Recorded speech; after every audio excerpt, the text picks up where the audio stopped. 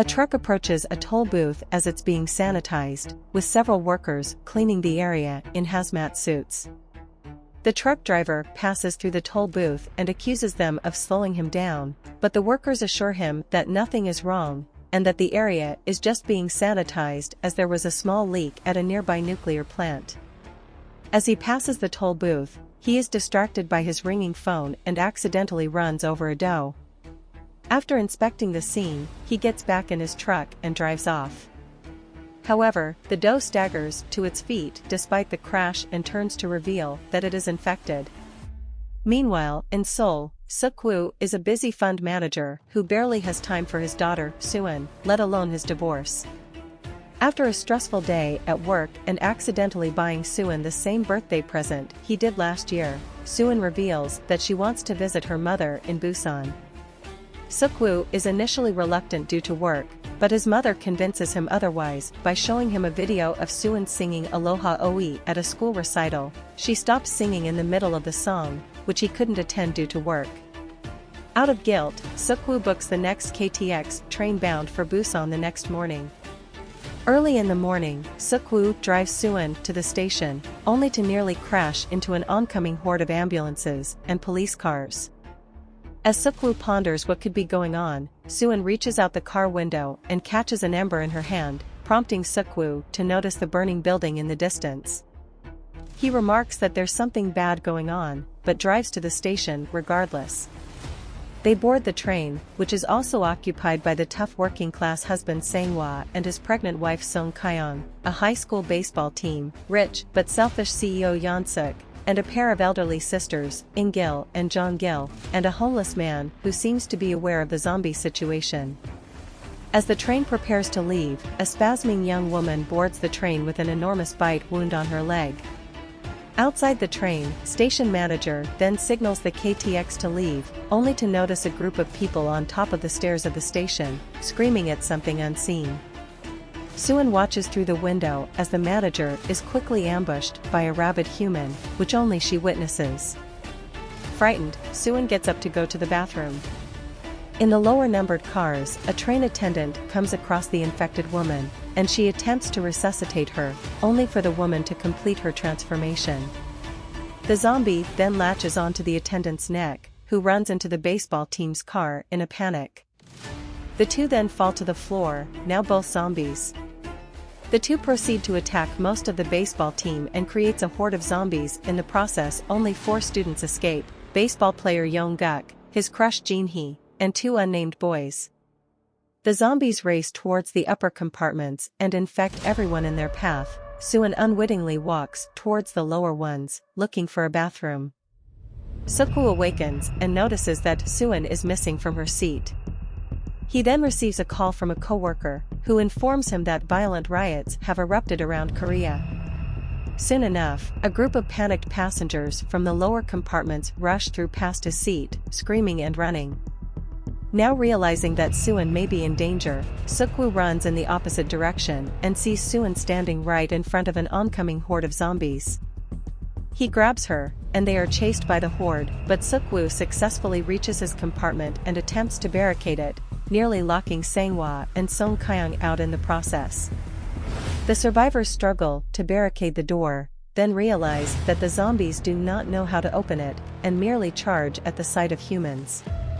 Song Kyung uses water and newspapers to cover the windows, which remedies the situation by causing the zombies to think they are not there. The conductor reassures the survivors over the intercom that the train will not go to Busan, but stop at Daegu Station, as he has been informed that the military has been dispatched there. Yeon Suk calls his company friends and asks about the situation at Daegu, which Suk-woo overhears and deduces from it that all arriving passengers at Daegu will be forcibly quarantined. He makes a private call to a co-worker and convinces him to pick him and Suin up separately so they won't be quarantined. The train then arrives at the abandoned Daegu station, and Suk-woo takes Suin towards the east exit where they will be picked up, while the others go towards the main exit. The homeless man follows Suk-woo, having overheard his phone call. The 3 go down the hallway where they see a soldier in the distance. Relieved, Suk-woo tells Suin to stay where she is, and he rushes towards the soldier for help, only to see that he is injured. The soldier begs them to help him before a horde of infected soldiers round the corner, trampling and consuming him. The rest of the survivors head out the main exit. Towards the bottom of the escalator, the survivors see a large group of uniformed men and realize the soldiers are all infected, and the deployment has failed. Several of the passengers are eaten and infected as they scramble back up the escalator and back into the station. Suk-woo, still inside the station concourse and facing zombies, tells Suwon to run. She does so and bumps into Song Kyung and Sang-hwa, who are rushing back to the train with the others. Song Kyung takes Suwon and runs to the platform, while Sang-hwa fights off the horde with Suk-woo, Yeon-guk, and the two other baseball players. Once they manage to lock the exit door, they run to the train. Yeon-guk's two friends are attacked and infected when they reach the platform. Meanwhile, Jin-hee, Yeon-suk, and a few others have successfully boarded the train. Song Kyung and Suwon are also boarding when a glass bridge above the train shatters and sends zombies raining onto the platform. One of the zombies falls between In-gil and Jong-gil, separating them. Jong-gil is forcibly dragged aboard Jin-hee's compartment, and she watches In-gil, Song Kyung, and Suwon run in the opposite direction. Song Kyung, Suwon, In-gil, and the homeless man barricade themselves inside a bathroom in one of the lower infected compartments, while Yeon-guk, Suk-woo, and Sang-hwa successfully get onto a safe compartment. Sang-hwa calls his wife and realizes she is trapped in the bathroom with a few others. Unwilling to leave them to die, the three of them begin fighting through the lower compartments to rescue them. In the process, they discover the zombies are blind in the dark and only react to sound. They use this to their advantage and manage to rescue them, and they all run together towards the first compartment, where Yeon-suk, Jin-hee, Jong-gil, and the manager are. Yeon-guk texts Jin-hee that they have rescued the survivors and are headed towards her compartment. When she happily tells the others, they react with hostility and decide to lock the door to their compartment to prevent the group from entering.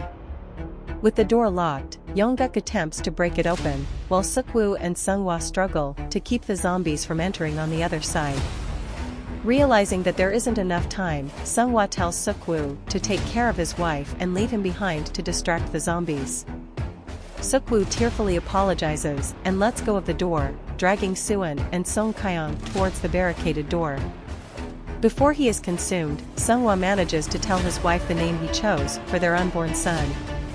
The locked door is broken down and the survivors pile into the compartment safely. There is a second door inside the compartment, which they close, although In-gil is not fast enough and she is eaten. Realizing that Sang-hwa and In-gil could have survived as well if the group hadn't barricaded the door, Suk-woo angrily punches Yeon-suk and demands to know why he did such a thing. Unwilling to answer, Yeon-suk lies to the others and insists that Suk-woo and his allies are infected. Instilling fear inside the initial group that barricaded the door, they force Suk-woo and the group that just entered the compartment, now joined by Jin-hee, into the hallway between their compartment and the conductor's car. Once they are forced out, Yeon-suk and the others use their neckties and shirts to tie down the knob and prevent them from coming back in. Jong-gil, still shocked and silent from seeing her sister die needlessly, notices In-gil's face in the crowd of zombies in the door window. She tells her infected sister that she lived a long and fulfilling life, and realizes that the compartment group's actions have led to her sister's death. Out of anger and defeat, Jong-gil opens the door, allowing the zombies to flood the safe compartment. The survivors inside the hallway can only watch as the group is eaten inside the compartment. They see shadows of the passengers desperately clawing at the door they just barricaded in a cruel twist of events. The conductor receives a radio notification that Busan has succeeded in holding off the zombie infection. However, as they approach a station before Busan, the train is cut off by debris on the track. The conductor informs the remaining survivors on the train over the speaker that he will find another train on an unblocked track to drive to Busan and that they should follow him, but wishes them luck, as they will have to exit the train and survive crossing the zombie-filled tracks. He exits his cockpit and finds an empty path, successfully discovering a cargo train. He starts it up and begins going down the track towards Busan, searching for survivors on the tracks. Suk-woo and the others exit the train, and unbeknownst to them, Yeon Suk has survived the horde of zombies in the compartment by hiding in the bathroom. He also hears the conductor's announcement and fights his way out of the compartment, but several zombies continue chasing him as he gets off. Meanwhile, Suk-woo's group is making their way to the cargo train. Suddenly, a burning freight car rushes towards them, and Jin-hee and Yeon-guk are separated from the group when the runaway freight rams into the cars of a nearby train, which falls and blocks their path. They go into one of the next train cars to cross over to the other side through the door, not noticing that Yeon Suk, who is being chased by a zombie, is following them. Yeon Suk enters the car and throws Jin-hee behind him, sacrificing her to the zombie. Yeon-guk fights the zombie off and collapses to the ground, cradling the spasming Jin-hee in his arms. Yeon Suk ignores them and manages to pry the door open and runs towards the cargo train. As Jin-hee chokes and begins to turn, Yeon-guk begins to cry, asking why fate had to be like this. He apologizes to Jin-hee for not telling her how he felt about her, as she fully turns and consumes his face and throat. Yeon Suk runs towards the cargo train but twists his ankle on the tracks, and one of the zombies following him manages to bite his ankle. The conductor rushes off the car to help, but Yeon Suk betrays him and throws him aside to the zombies like he did with Jin-hee. He ignores the conductor's screams for help as he boards the train alone. Meanwhile, the homeless man, Suin, Suk-woo, and Song Kyung are on the other side of the wreckage, trapped under a train full of zombies. The windows of the train threaten to collapse at any moment. Suk-woo finds an opening under the train and begins to climb under it, but a part of the train collapses and seals the hole before the other three can make it through. The impact also shatters a window, and a small group of zombies tumble out and crawl towards the three. However, the homeless man sacrifices himself to the zombies at the last minute, allowing enough time for Suk-woo to pull the debris away, and for Song Kyung and Suin to escape. They run towards the cargo train and get on the outdoor platform of it. Suk-woo approaches the cockpit but backs away when he sees Yeon Suk in the conductor's seat, milky-eyed and infected. He initially shuts the door, but Yeon Suk opens it in spite of being a zombie. The infection has not reached his brain. Yeon Suk approaches Suk-woo and begs him to take him home to Busan, speaking like a little boy and reciting his address and the name of his mother. Suk-woo tells him he is infected, and Yeon Suk is momentarily shocked, and he weeps, but within seconds, he is fully turned.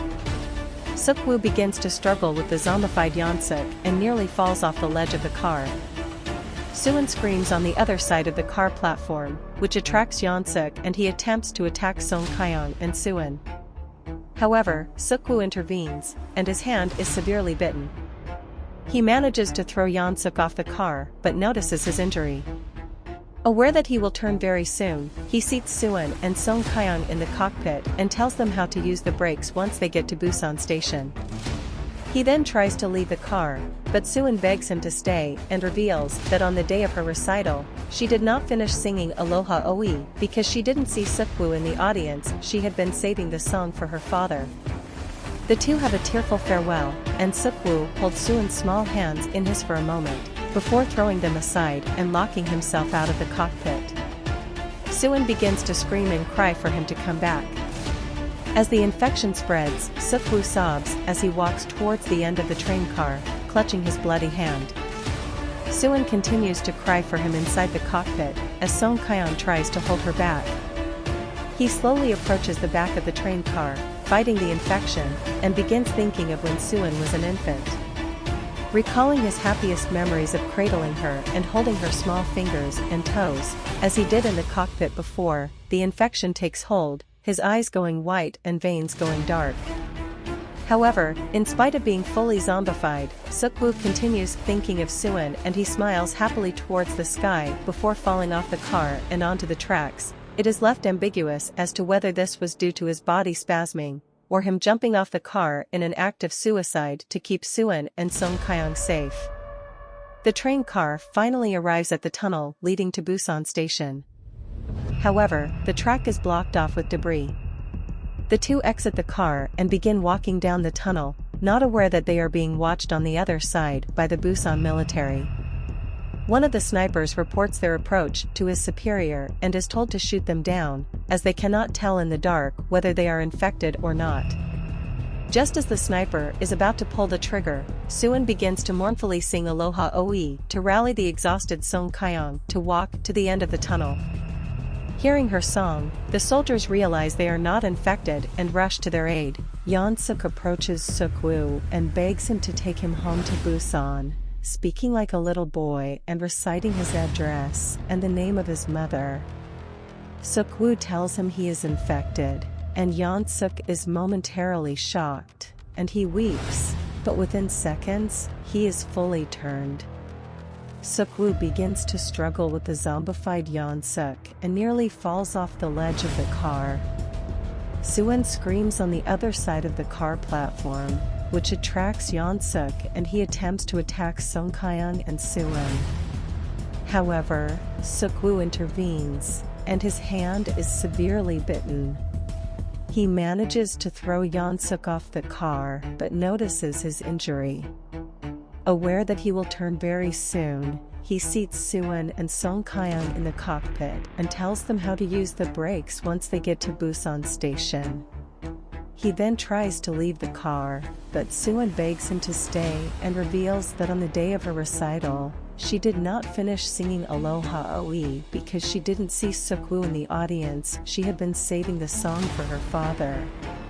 The two have a tearful farewell, and Suk-woo holds Suwon's small hands in his for a moment, before throwing them aside and locking himself out of the cockpit.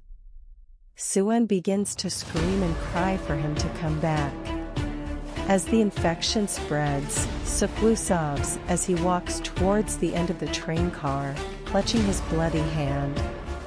Suwon continues to cry for him inside the cockpit, as Song Kyung tries to hold her back. He slowly approaches the back of the train car, fighting the infection, and begins thinking of when Suwon was an infant. Recalling his happiest memories of cradling her and holding her small fingers and toes, as he did in the cockpit before, the infection takes hold, his eyes going white and veins going dark.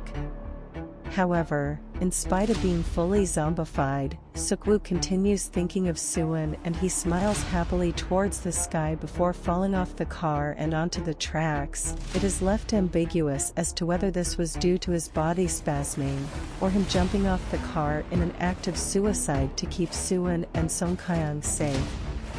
The train car finally arrives at the tunnel leading to Busan Station. However, the track is blocked off with debris.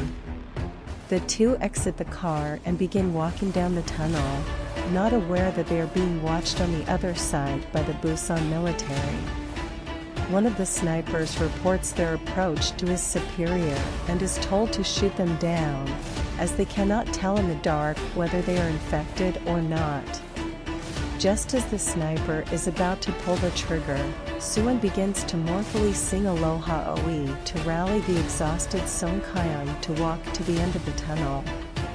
Hearing her song, the soldiers realize they are not infected and rush to their aid.